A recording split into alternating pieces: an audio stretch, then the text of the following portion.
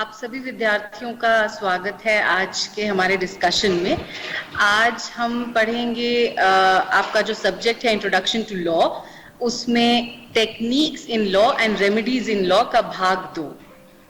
तो मैं आगे बढ़ने से पहले आप सबके साथ स्लाइड शेयर करना चाहती हूँ।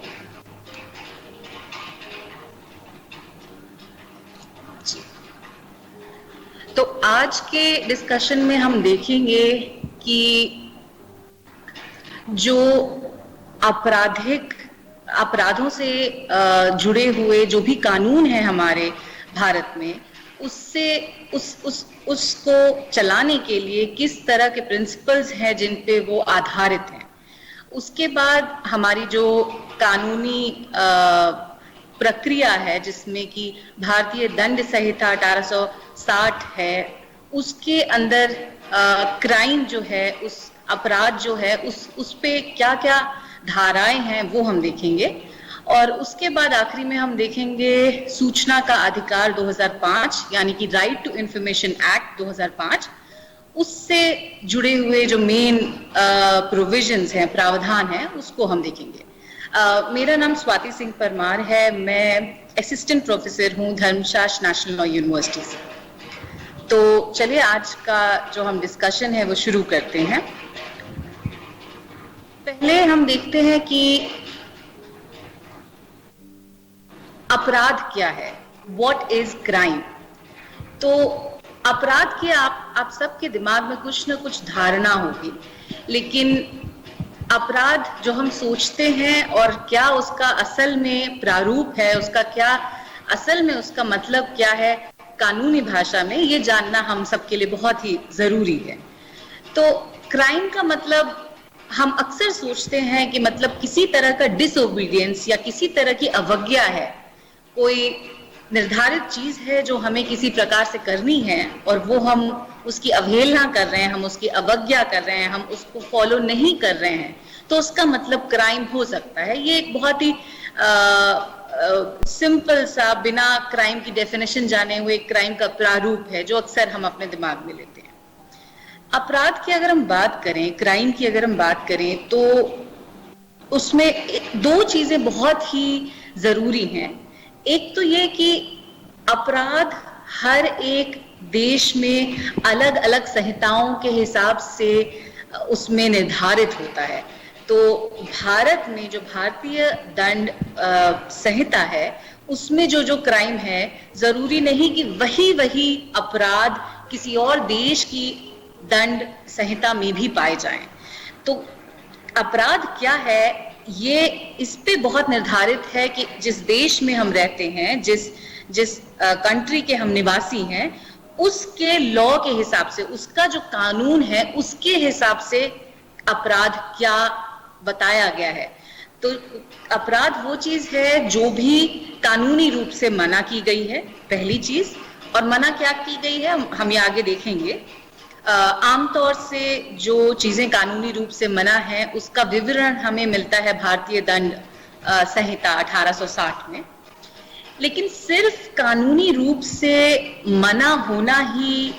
ये नहीं बताता कि यह क्रिया अपराध है। तो उसके अलावा एक और चीज बहुत जरूरी है, और वो दूसरी चीज है कि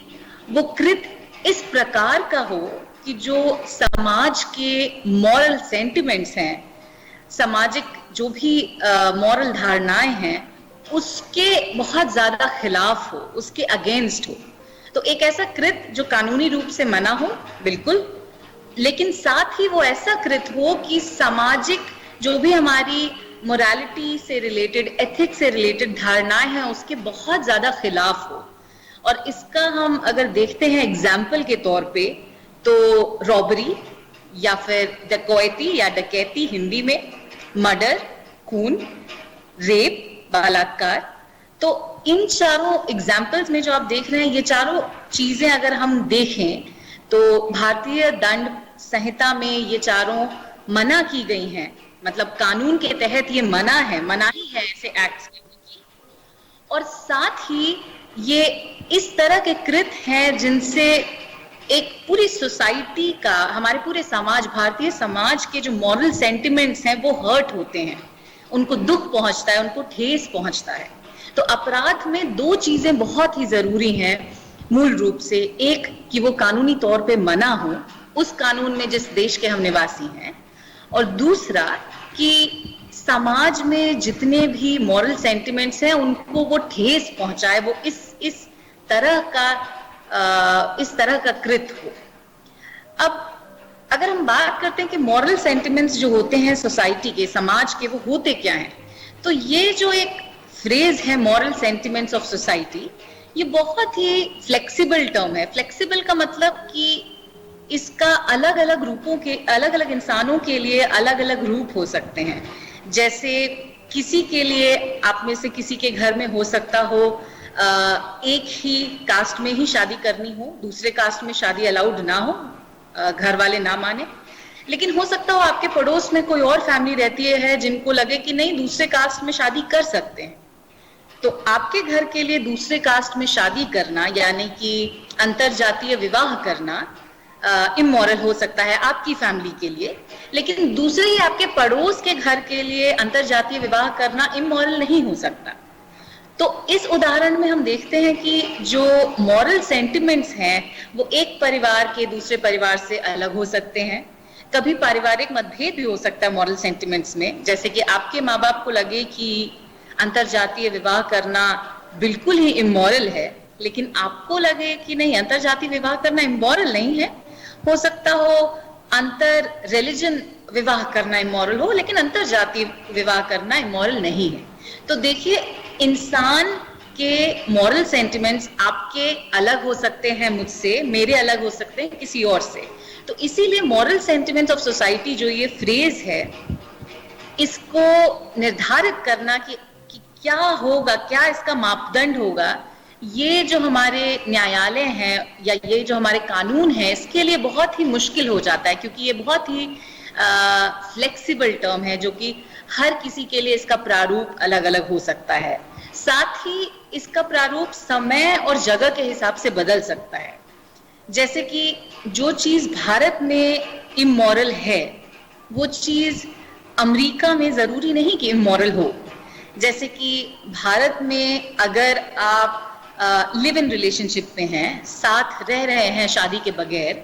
तो भारत के कई प्रदेशों में ये बहुत ज्यादा इमोरल माना जाता है।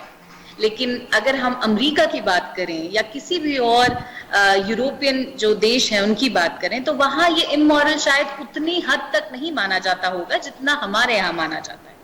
तो देखिए, जगह के हिसाब से जो मॉरल सेंटिमेंट्स हैं, जो मॉरल मापदंड हैं हमारे समाज के, वो जगह के हिसाब से भी, समाज से समाज के हिसाब से बदलते हैं। साथ ही समय के हिसाब से बदलते हैं। समय के हिसाब से कैसे बदलते हैं? पहले जो लिव इन रिलेशनशिप, यानी कि बिना विवाह के साथ में रहने के प्रति जितना समाज की घृणा थी आज से 20 साल पहले, ये अविश्वसनीय था कि ऐसा हो भी सकता है। लेकिन आज उतनी घृणा शायद नहीं है, या फिर आज ये चीज उतनी रेयर नहीं है। आज ये चीज काफी कॉमन हमें सुनने को मिलती है। तो देखिए, समय के हिसाब से भी एक ही समाज के लिए मॉरल सेंटिमेंट्स बदल सकते हैं, और इसीलिए इस शब्द जो है मॉरल सेंटिमेंट्स ऑफ सोसाइटी, इसको बहुत ही फ्लेक्सिबल माना गया है। और यही कारण है कि मॉरल सेंटिमेंट्स ऑफ सोसाइटी आपको कहीं भी कानून में या न्यायालय के किसी भी जजमेंट में आपको ये बताया नहीं जाएगा कि हाँ, मॉरल सेंटिमेंट्स मतलब ये होता है। वो हर अपराध के हिसाब से, और वो क्या है, कैसा कृत्य है उसमें, उसके हिसाब से बदलेगा, और उसके हिसाब से निर्धारित भी किया जाएगा न्यायालयों के द्वारा। अब आगे बढ़ते हुए हम देखते हैं कि जो भी अपराधों से जुड़े हुए कानून हैं हमारे देश में, वो उसके हिसाब से अपराध का डेफिनेशन क्या है, उसके हिसाब से अपराध है क्या। तो अपराध की अगर हम डेफिनेशन देखें तो दो हमें बहुत ही जरूरी प्रिंसिपल्स मिलते हैं। एक है एक्टिस रियस और दूसरा है मेंस रिया। ये दोनों ही अंग्रेजी के शब्द नहीं हैं, ये दोनों ही लैटिन शब्द हैं। एक्टिस रियस मतलब कोई कृत्य, और मेंस रिया मतलब हम अभी आगे पढ़ेंगे, जो कि मानसिक एलिमेंट है, मेंटल एलिमेंट है किसी भी अपराध से जुड़ा हुआ। तो अपराध तब बनता है जब एक्टस रियस और मेंस रिया दोनों होते हैं। अब एक्टस रियस और मेंस रिया क्या है, ये हम अभी पढ़ेंगे। एक और बहुत जरूरी लैटिन फ्रेज है जो कि एक्टस रियस और मेंस रिया दोनों ही उसमें पाए जाते हैं, वो है एक्टस नॉन फैसिट रियम निसी मेंसिट रिया। अब इसका अर्थ क्या है? इसका मतलब है कि कोई भी कृत जो है वो खुद ब खुद में एक इंसान को अपराधी नहीं ठहरा सकता जब तक कि उसके दिमाग में वो अपराध करने की मंजूरी ना हो, जब तक कि उसने दिमाग से यह प्लान न किया हो कि हाँ मुझे ये कृत करना है, ये अपराध करना है,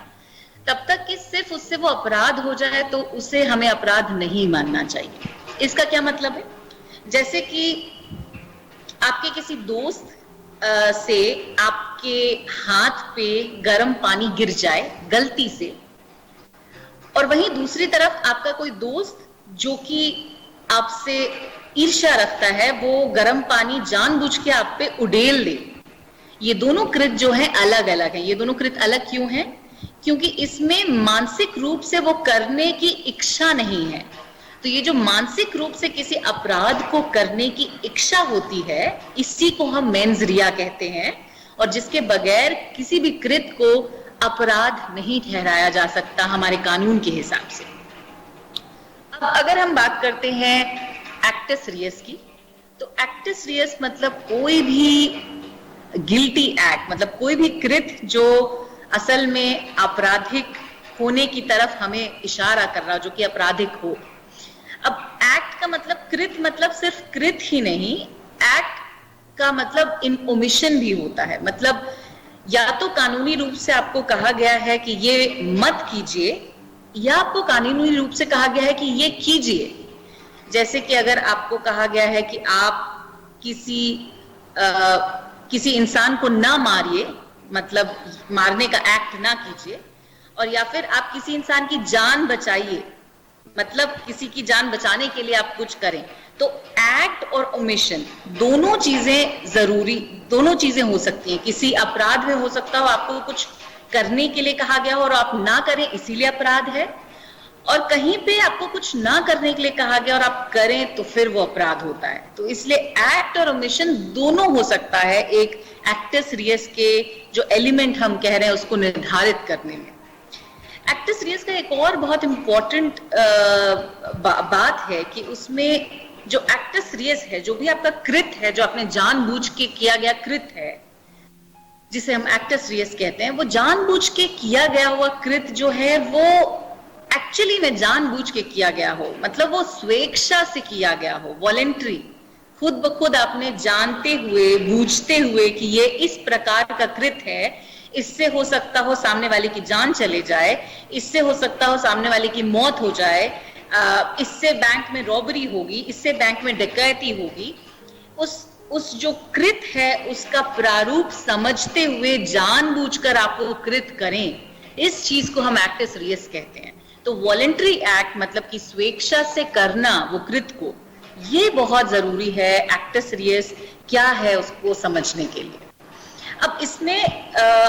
अगर हम भारतीय दंड संहिता को पढ़ें, और आपकी कक्षा के लिए शायद आप ये इतना डिटेल में ना पढ़ें, लेकिन अगर आप बड़े होके विधि में आप और रुचि रखते हैं और विधि को और पढ़ना चाहें, तो भारतीय दंड संहिता 1860 में आप पाएंगे कि 2-3 ऐसे एक्सेप्शंस भी हैं जिसमें एक्ट ना हो, मतलब स्वेच्छा से किया गया हुआ कोई कृत ना हो, फिर भी वो जो कृत है उसे हम क्राइम के अंदर, मतलब कि हम अपराध के अंतर्गत रखते हैं। जैसे कि अटेम्प्ट, मतलब कि attempt to murder, attempt to rape, attempt to suicide, या फिर कॉन्स्पिरेसी, किसी तरह की आप कॉन्स्पिरेसी करें, या फिर प्रिपरेशन, मतलब कि किसी भी अपराध को करने के लिए आप प्रिपरेशन करें। तो ये 3-4 ऐसे कृत हैं जो कि वो आपराधिक गतिविधि ना भी हुई हो उसके बगैर भी इसको अपराध की श्रेणी में रखा जाता है। लेकिन ये सिर्फ 3 ही एक्सेप्शन है, 3-4 एक्सेप्शन है, और भी 1-2 हैं। लेकिन इसके बगैर एक अपराध तभी होगा जब एक्टस रियस यानी कि स्वेच्छा से किया गया हो गुनहगार कृत, और मेंस रिया यानी कि मानसिक रूप से आप ऐसा समझते हो कि इस कृत को करके ऐसा होगा, ये दोनों जो प्रिंसिपल्स हैं उसमें हो, तभी उस कृत को हम अपराध की श्रेणी में रखेंगे।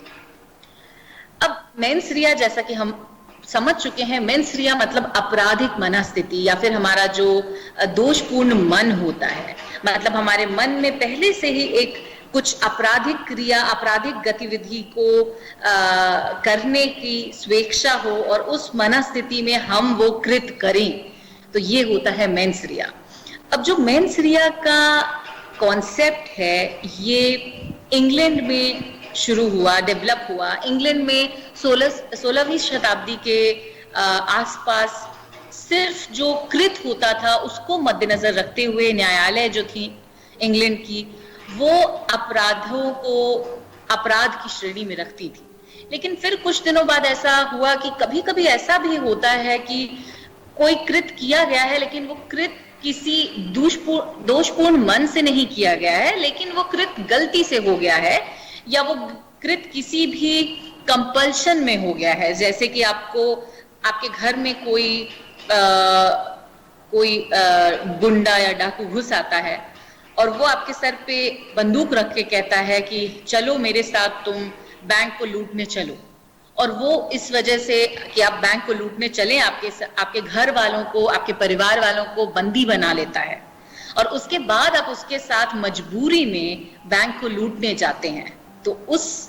स्थिति में आपका वो दोषपूर्ण मन नहीं है जितना कि जो गुंडा आपके घर में घुस आया है, जो कि जबरदस्ती आपसे बैंक लूटने के लिए कह रहा है और वो कृत करवाता है, उसका दोषपूर्ण मन है, लेकिन आपका नहीं है। तो इंग्लैंड में ऐसा माना गया कि नहीं, दोषपूर्ण मन को भी टटोलना जरूरी है ये देखने में कि कोई कृत को हम अपराध कहते हैं या नहीं। तो ये जो मेंस रिया का एलिमेंट है, जो प्रिंसिपल है, ये 1600 में डेवलप किया गया इंग्लैंड के जो न्यायालय हैं उनके द्वारा। अब अगर हम बात करते हैं हमारे अपने भारतीय दंड संहिता की, जो कि 1860 में आई थी, तो उसमें मूलभूत हमारे 6 ऐसी सिचुएशंस दी गई हैं जिसमें कि कोई भी कृत अपराध होते हुए भी उसको अपराध की श्रेणी में नहीं रखा जाएगा, और सामने वाले को अपना जो कृत है उसको डिफेंड करने का मौका दिया जाएगा, उसे यह कहने का मौका दिया जाएगा कि हाँ ये कृत हुआ है, लेकिन ये कृत अपराध नहीं माना जाना चाहिए क्योंकि इन कारणों से। और वो कारण क्या है? वो 6 इस तरह के कारण हैं, जैसा कि आप देख सकते हैं। पहला है इंसैनिटी या मेंटल डिसऑर्डर, पागलपन या किसी तरह की मानसिक बीमारी, जिससे कि आपका जो मेंस रिया वाला एलिमेंट था जो मैंने अभी आपके साथ शेयर किया, वो मेंस रिया वाला एलिमेंट आपका बन ही ना पाए आपके दिमाग में, क्योंकि आप या तो पागलपन की वजह से या मानसिक संतुलन ना सही होने की वजह से या किसी और तरह की मानसिक बीमारी से आप जो कृत कर रहे हैं वो कृत का किस तरह का है और उसका परिणाम क्या होगा यह आप जान ना पाए। तो ये एक डिफेंस है, इसको हम जनरल डिफेंस कहते हैं। अब दूसरा जो जनरल डिफेंस है वो है इंटॉक्सिकेशन, मतलब कि आप या तो मदिरा पान की वजह से या किसी और ड्रग्स, नारकोटिक्स या कोई भी ऐसे तत्व की वजह से आप होश में ना हो, इस तरह होश में ना हो कि आप जान ना पाए कि आपसे जो कृत हो रहा है वो असल में अपराध है। तो इस इंटॉक्सिकेशन की स्थिति में जब आप अपने होश और आवाज में ना हो, जब आप नशे की स्थिति में हो, तो नशे की स्थिति में किया गया हुआ कृत अगर आप ये जान ना सकें कि ये कृत जो है ये अपराध है असल में, या फिर इस कृत का परिणाम से किसी और की मृत्यु हो सकती है, किसी का एक्सीडेंट हो सकता है या किसी का रेप हो गया, तो इस तरह के नशे की स्थिति से भी इंसान जो भी जो कि अपराधी माना गया है उसको जनरल डिफेंस का एक सेफ गार्ड मिलता है। अब तीसरा जो हमारा जनरल डिफेंस है वो है mistake of fact. Mistake of fact मतलब कोई ऐसी चीज है, कोई फैक्ट है जो आपको पता होना चाहिए लेकिन नहीं पता है, और उस फैक्ट के ना पता होने की वजह से आपसे कोई ऐसा कृत हो जाए जो कि आमतौर पे अपराध माना जाएगा। जैसे कि आप रोज लकड़ी काटने जाते हैं अंधेरे में जंगल में शाम को, और एक दिन आपका दोस्त आपसे हंसी मजाक करने के लिए शाम को छुपा हुआ है लकड़ी के पीछे, और आपने अपने औजार से पेड़ की डाली काटने की कोशिश की, और चूंकि आपका दोस्त उसके पीछे छुपा था, ये एक फैक्ट है जो कि आपको नहीं पता था, और इसके ना पता होने की वजह से आपने लकड़ी पे वार किया और उसके गर्दन पे लग गई और उसकी मौत हो गई। तो ये जो हमने उदाहरण लिया, इसमें आपको अगर पता होता कि वह आपका दोस्त है और जानते हुए आपने उसको उसके गले पे वार किया होता औजार से, तो ये आमतौर पे जरूर ही मर्डर होता। लेकिन चूंकि आपको ये नहीं पता था, चूंकि ये मिस्टेक ऑफ फैक्ट की श्रेणी में आता है, और आपको लगा कि वो लकड़ी होगी, और आपको कोई ऐसा तरीका नहीं पता था जिससे आप जान सके कि वो दोस्त वहां अंधेरे में छुपा भी हो सकता है किसी टहनी, किसी डाल के पीछे, तो ऐसे कृत में भी आपको जनरल डिफेंस प्लीड करने का मौका न्यायालय देती है। अब चौथा जो जनरल डिफेंस है वो है नेसेसिटी, यानी कि लेसर हार्म, यानी कि कोई ऐसी जरूरत अचानक से पैदा हो जाए जबकि आपके पास दो स्थितियां हो, एक स्थिति में ज्यादा लोग का नुकसान होगा, दूसरी स्थिति में कम लोग का नुकसान होगा, तो आप उस ज्यादा लोग का नुकसान बचाने के लिए कम लोगों का जिनका नुकसान होगा उनको आप किसी जो भी परेशानी है उसमें ढकेल दें। जैसे कि एक बहुत बड़ा सा पानी का जहाज है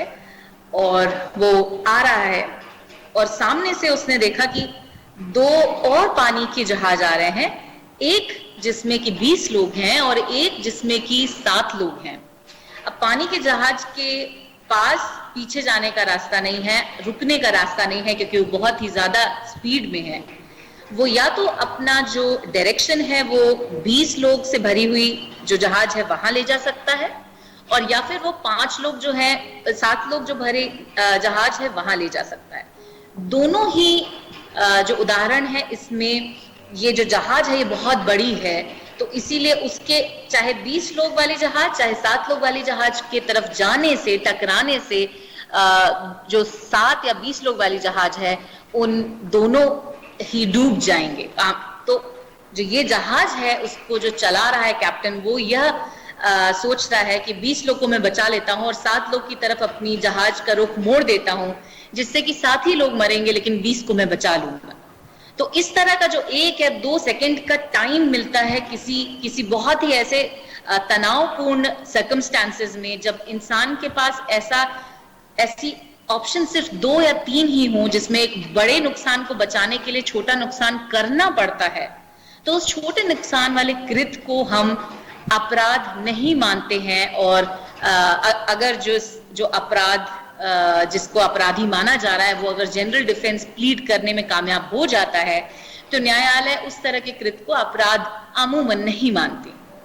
अब अगर हम 5वां जो जनरल डिफेंस है उसको देखें, तो उसमें है लॉफुल कैपेसिटी या लीगल ड्यूटी, यानी कि आप किसी कानूनी कैपेसिटी में या आपके पास कानून के द्वारा कुछ करने का अधिकार हो और उस अधिकार के तहत आप कुछ कर रहे हो। जैसे कि कोई जज अगर फांसी की सजा देता है तो वो फांसी जो है उससे भले ही इंसान की मौत हुई हो, बट वो जज जो है वो मर्डर नहीं कर रहा है, वो फांसी की सजा सिर्फ दे रहा है। वैसे ही अगर कोई जो फांसी देने वाला आपके पास है और आपको वो फांसी दे रहा है, तो वो कानूनी रूप से उसको ऐसा कहा गया है, उसकी ये ड्यूटी है कि वो फांसी दे, वो असल में कोई अपराध नहीं कर रहा है। तो लॉफुल कैपेसिटी और लीगल ड्यूटी जो है वो एक जनरल डिफेंस तीसरा है। अब अगर हम ये 5वां जनरल डिफेंस हमने देखा। अब अगर हम 6वें जनरल डिफेंस की बात करें तो वो है सेल्फ डिफेंस, और इसके अंतर्गत छोटे छोटे बहुत सारे उदाहरण आते हैं। सेल्फ डिफेंस मतलब आप पे किसी तरह का हमला हुआ और उस हमले या आप पे किसी तरह का अपराध कोई और इंसान कर रहा है और उस अपराध से उसका जो कृत है उससे आप उसके परिणाम से बचने के लिए आप कोई ऐसा काम करते हैं अपनी सुरक्षा के लिए या अपने आसपास वालों की सुरक्षा के लिए। तो सेल्फ डिफेंस मतलब कोई आपके यहाँ रात में 3 बजे कोई 4-5 डकैत घुस आते हैं और वो आपके घर में डकैती कर रहे हैं और आप उठे और जैसे ही उठे तो वो आपकी तरफ मारने के लिए दौड़े, आपने तकिए के नीचे से अपनी पिस्तौल निकाली और उनको मार दिया। क्यों? क्योंकि आपको ऐसा ये भय था कि वो आपकी जान ले लेंगे, वो 5 डकैत, लेकिन आपको अपनी जान बचानी थी, इसलिए आपने अपनी सुरक्षा में, स्वरक्षा में आपने उन डकैत जो थे उनको मारा। तो इस तरह के कृत्य में भी हमें जनरल डिफेंस का एक जो सेफ गार्ड होता है वो मिलता है। अब ये है 6 तरह के जनरल डिफेंस। हमारी जो कानूनी प्रक्रिया है जिसमें जाने जाते हैं वो ये 6 हैं। अगर हम एक एक की बात करें तो ये है कुछ जनरल डिफेंस के धाराएं, और ये सभी धाराएं हैं हमारी भारतीय दंड संहिता में 1860 में। और इसमें जैसे आप देख सकते हैं, कोई पर्सन अगर किसी इंसान अगर किसी कानून के तहत बाध्य हो कुछ करने के लिए, जैसे कि जज का एग्जाम्पल दिया, सेकंड जज की ही बात करता है, फिर जजमेंट को पूरा करने के लिए अगर कोई आपको फांसी दे रहा है, ये तीसरी श्रेणी में आएगा। उसके बाद एक्सीडेंट की बात है। उसमें एक और उदाहरण है कि अगर कोई बच्चा है जो कि 7 साल से कम उम्र का है, उससे अगर कोई कृत हो जाता है, अगर वो गलती से जहर कुछ है वो खाने मिला दे रहा है और कोई और वो खाना खा के मर जा रहा है, तो ऐसा माना जाता है कानून के अंतर्गत कि 7 साल से छोटी उम्र का बच्चा का जो मानसिक उसके जो डेवलपमेंट इतना ज्यादा नहीं हुआ होता कि वो समझ सके कि ये जहर है और इसको मिलाने से किसी की मौत भी हो सकती है। तो चूंकि वो ये नहीं समझ पाता, इसीलिए जो हमने पढ़ा था प्रिंसिपल एक्टिस रियस और मेंस रिया, तो मेंस रिया की जब हम बात करते हैं दोषपूर्ण मन, तो दोषपूर्ण मन 7 साल से कम उम्र के जो भी बच्चे होते हैं उनका नहीं हो सकता, ऐसा आमतौर पे माना जाता है कानून के अंतर्गत। वैसे ही अनसाउंड माइंड यानी कि पागलपन या मानसिक स्थिति का संतुलित ना होना, इंटॉक्सिकेशन नशे में होना, और इस तरह के कई सारे धाराएं हम पाएंगे अपनी भारतीय दंड संहिता में। ये जितनी भी धाराएं हम देख रहे हैं, ये सब असल में ये जो 6 तरह के हमने जनरल डिफेंस पढ़े, इन्हीं में से एक में किसी में आधारित हैं। तो ये सब 6 का विवरण हमें ऐसे अलग अलग धाराओं में मिलता है भारतीय दंड संहिता में। हम बात करते हैं, अब अपराध की बात हो गई, अब हम एक बहुत ही जरूरी कानून की बात करते हैं जो कि है राइट टू इंफॉर्मेशन एक्ट, सूचना का अधिकार। 2005 में ये आया था। और भारत में जितने भी कानून हैं उसमें से मेरी समझ में ये बहुत ही जरूरी कानून है उन लोगों के लिए भी जानने के लिए जो लोग कानून में रुचि ना भी रखते हों, लेकिन चूंकि सूचना का अधिकार हर जनमानस को है, इसलिए इस कानून की जानकारी होना हर किसी को बहुत ही जरूरी है। और आप सब विद्यार्थियों से मैं ये निवेदन भी करना चाहती हूँ कि अगर आप घर जाएं, आप इस सूचना के अधिकार के बारे में अपने जो भी माता पिता हैं, परिवार के जो भी लोग हैं, उनको जरूर ही इसके बारे में बताएं, इसके बारे में इंफॉर्मेशन शेयर करें।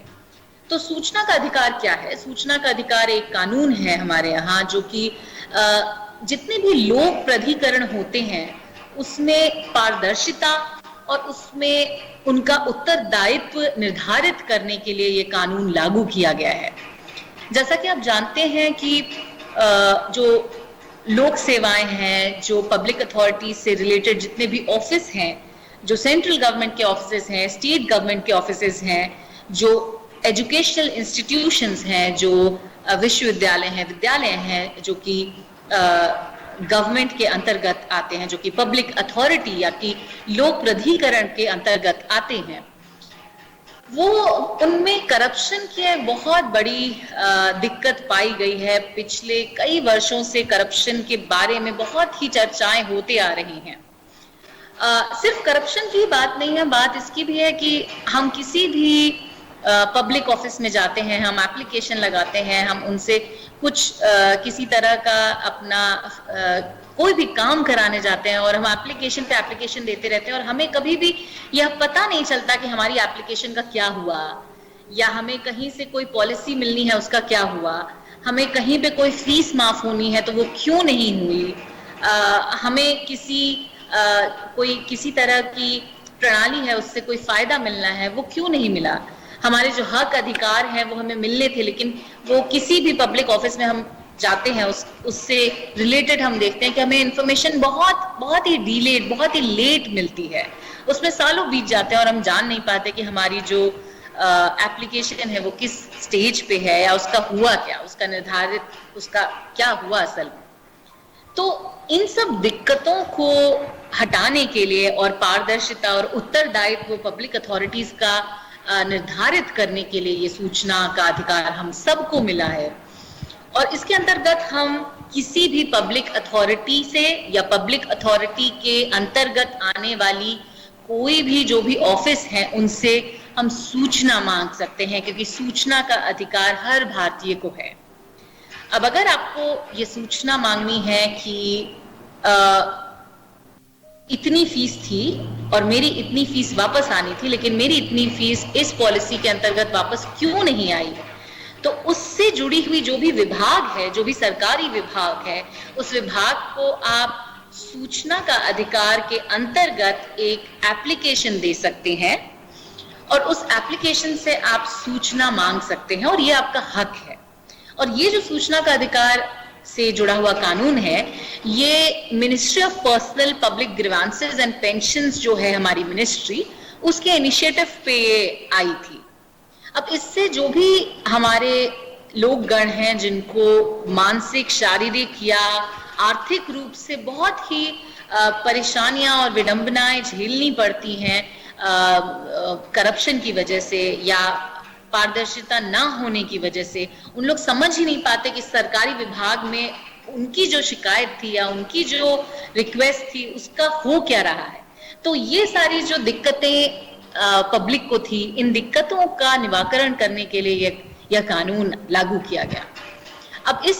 कानून में अगर हम बात करें जो कि राइट टू एक्ट सूचना का अधिकार है, इसमें 6 अध्याय हैं, 31 धाराएं हैं और 2 शेड्यूल हैं। अब हम जो 6 धाराएं हैं, जो इनके 6 चैप्टर्स हैं, उनको हम देखते हैं एक एक अध्याय से कि हर एक अध्याय में क्या है। अब पहले अध्याय की बात करें तो वो बात करता है कुछ डेफिनेशंस की, जैसे कि इंफॉर्मेशन क्या है, क्या क्या चीज इंफॉर्मेशन मानी जा सकती है, कुछ टाइटल की, मतलब कि ये जो सूचना का अधिकार है इसका जो टाइटल है वो सूचना का अधिकार 2005 है, ये कब से लागू हुआ ये कानून, इसके बारे में जो विवरण है वो हमें मिलता है पहले अध्याय में। अब देखिए दूसरे अध्याय में क्या है। दूसरे अध्याय में सूचना का अधिकार क्या है और सूचना के अधिकार के तहत क्या क्या अधिकार हैं आपको, इसका विवरण है। साथ ही यह विवरण है कि हर एक सरकारी विभाग में या जो भी विश्वविद्यालय या विद्यालय हैं जो कि सरकार द्वारा चलाए जाते हैं, उनमें एक ऑफिसर होता है जिसका नाम होता है public information officer.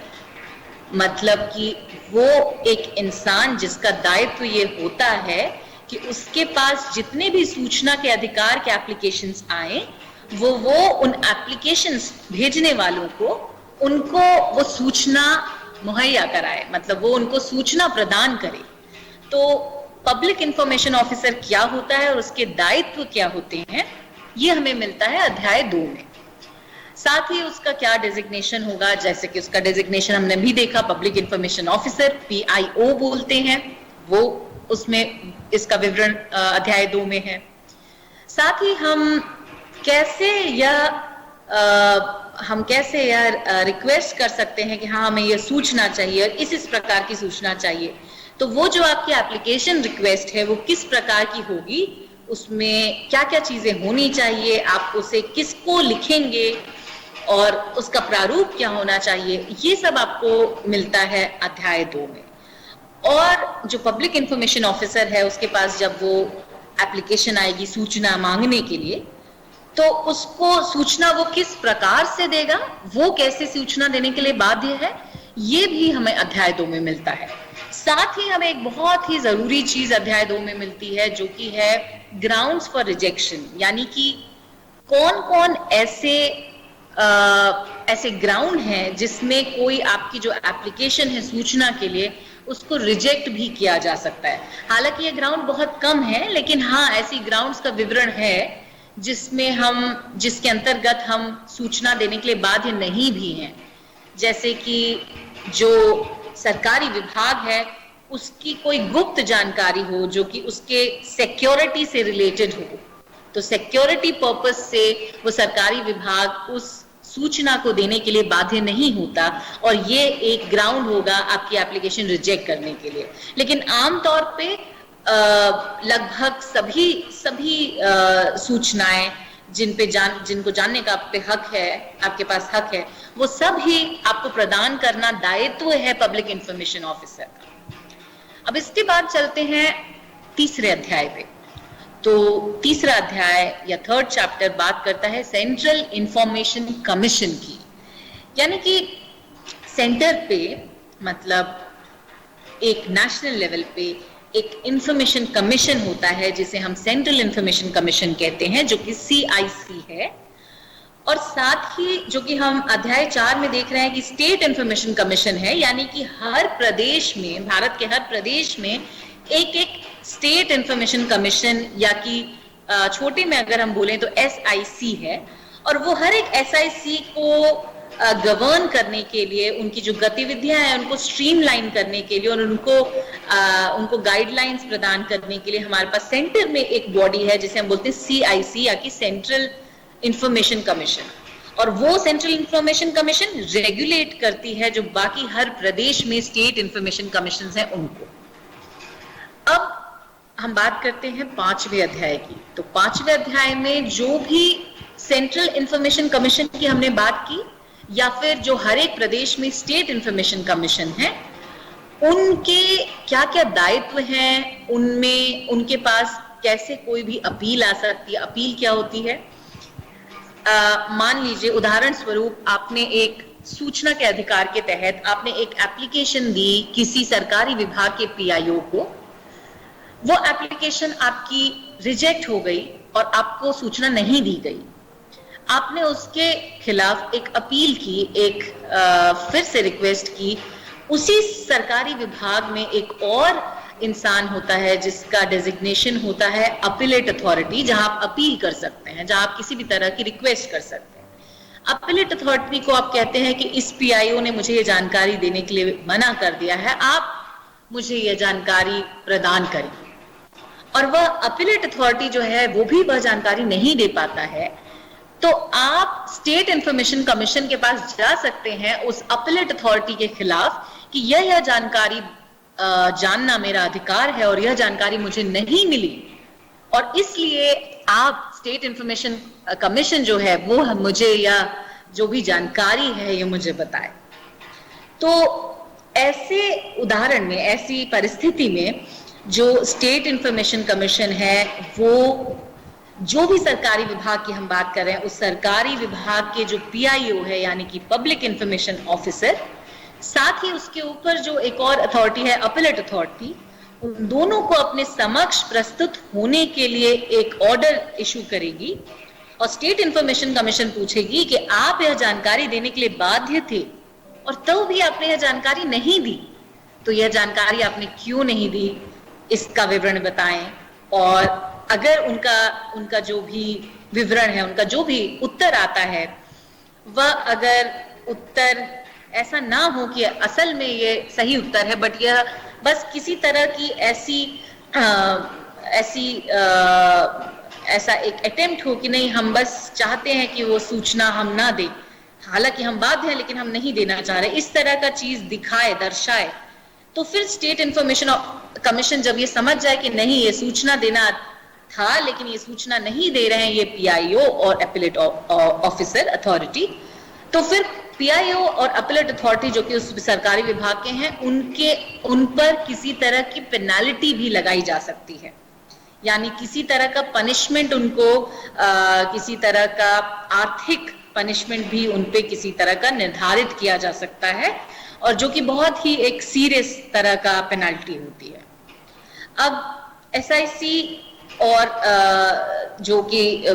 State information commission है और सीआईएस जो कि सेंट्रल इंफॉर्मेशन कमीशन है, इसके इन दोनों कमीशन का जो दायित्व है वह यह है कि जो भी सरकारी विभाग हैं जो कि आनाकानी कर रहे हैं सूचना देने में, जबकि वो बाध्य हैं सूचना देने के, तो उन सरकारी विभाग के जो पीआईओ या अपीलेट अथॉरिटी जो कि आनाकानी कर रहे हैं या टाल रहे हैं सूचना देने के लिए, उन पर पेनाल्टी इंपोज करें, उन पर किसी तरह का फाइनेंशियल पेनाल्टी या किसी तरह का आर्थिक स्वरूप से उन पे पेनाल्टी इशू करें, ताकि आगे चलकर फ्यूचर में वो इस तरह का कृत्य फिर से ना करें। तो ये है पेनाल्टी और अपील्स की बात। अब हम जो दूसरी बात करते हैं वो है अध्याय, आखिरी जो अध्याय है सूचना का अधिकार में, वो है छठा अध्याय। और छठा अध्याय में जो बाकी चीजें जो ऊपर के 5 अध्यायों में बच गई हैं, जो उनका विवरण नहीं है, वो छठे अध्याय में हमें मिलता है, जो कि है मॉनिटरिंग एंड रिपोर्टिंग, यानी कि किस प्रकार से सरकारी विभागों ने जो जो सूचनाएं दी और जो जो सूचनाएं नहीं दी, जो जो उनके पास एप्लीकेशन आई और जो जो एप्लीकेशन उन लोग ने मना कर दी सूचना देने के लिए, उन सब का विवरण जो आता है सरकारी विभाग से, उन सब का एक सेंट्रल लेवल पे, स्टेट लेवल पे चाहे सेंटर लेवल पे एक अथॉरिटी होती है जो कि उन सब विवरण का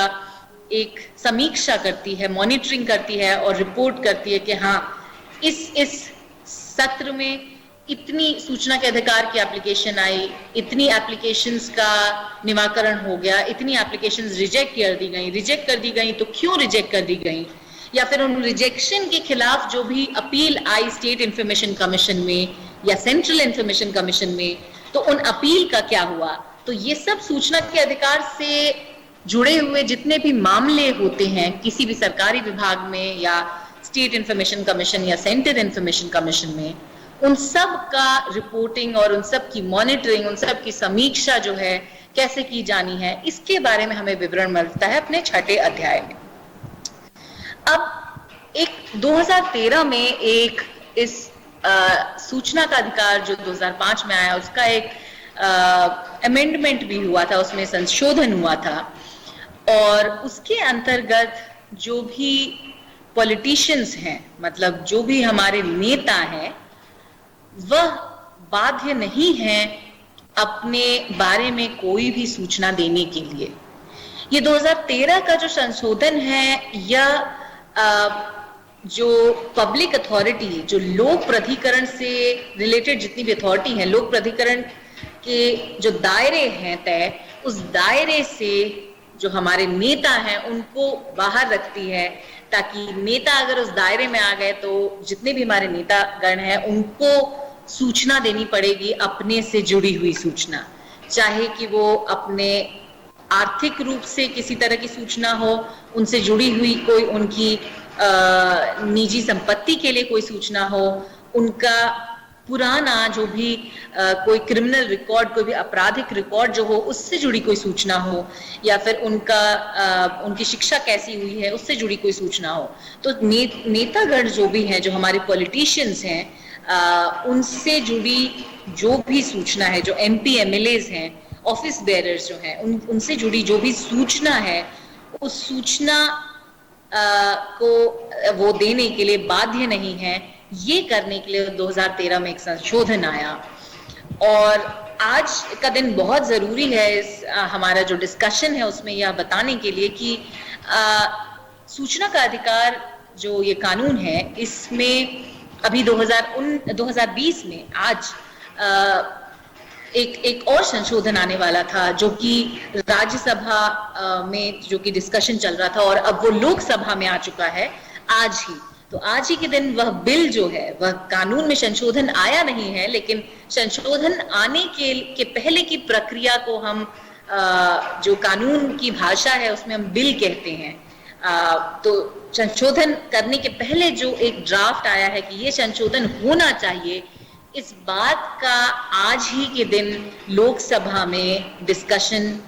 चल रहा है। अभी हो सकता हो चल भी रहा हो या हो चुका हो उस पे। और उसके अंतर्गत भी सूचना के अधिकार में बहुत ही सारे बदलाव आने की बात है, जो कि बदलाव आ सकते हैं अगर वह जो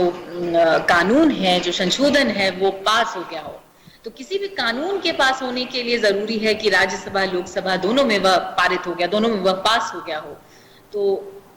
लोकसभा में आज यह डिस्कशन चलेगा कि 2020 में जो संशोधन आना है सूचना का अधिकार से जुड़ा हुआ, वह आएगा या नहीं आएगा। और आज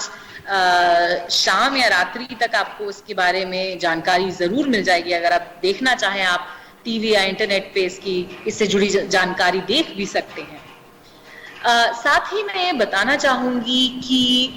अगर आपको जो यह सूचना का अधिकार का कानून है, इसके अलावा सूचना के अधिकार से रिलेटेड एक मैनुअल भी है। अगर आप जाके गवर्नमेंट साइट पे, इंडियन गवर्नमेंट साइट पे ढूंढेंगे तो आपको जरूर मिल जाएगा, RTI मैनुअल के नाम से। और उसमें बहुत सारी चीजें, जैसे कि अगर आपको सूचना के अधिकार के तहत आपको कोई सूचना मांगनी है, एप्लीकेशन देनी है,